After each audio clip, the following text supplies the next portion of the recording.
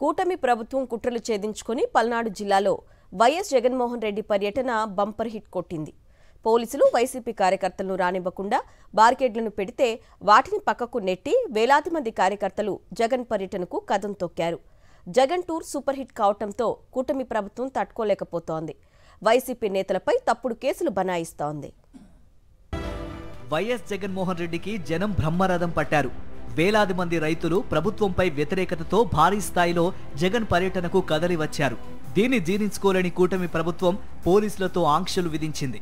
అయితే జగన్పై ఉన్న అభిమానం ముందు ఆంక్షలు పనిచేయలేదు. అలా మరోసారి జగన్ పర్యటన బ్రహ్మాండంగా సక్సెస్ అయింది. ఇది చూసిన కూటమి నేతలు పోలీసులపై ఒత్తిడి తీసుకువచ్చి వైసీపీ నేతలపై అక్రమ కేసులు బనాయిస్తున్నారు. సత్తెనపల్లి మండలం కంటెపూడి వద్ద వైసీపీ కార్యకర్తలను వెళ్లనివ్వకుండా అడ్డుకున్న పోలీసుల్ని మాజీ మంత్రి అంబటి రాంబాబు ప్రశ్నించారు.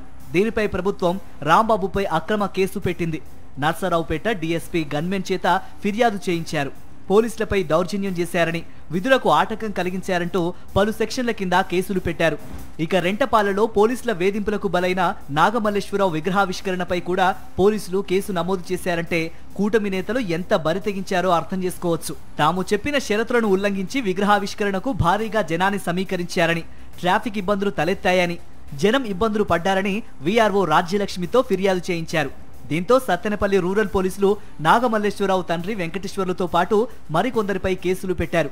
భారీగా కార్యకర్తలను తరలించి ప్రజలను భయభ్రాంతులకు గురి చేశారంటూ గజ్జల సుధీర్ భార్గవ్ రెడ్డి, నర్సరావుపేట మాజీ ఎమ్మెల్యే గోపిరెడ్డి శ్రీనివాసరెడ్డిలపై కేసులు పెట్టారు. తనపై కొంతమంది దుర్భాషలాడారంటూ నూర్ బాషా జానీబాబు ఇచ్చిన ఫిర్యాదు మేరకు మరికొంతమంది వైసీపీ కార్యకర్తలపై కేసు నమోదు చేశారు. ఇలా వరుస పెట్టి వైసీపీ నాయకులు, కార్యకర్తలపై ఒక పథకం ప్రకారం కూటమి సర్కార్ అక్రమ కేసులు పెట్టింది.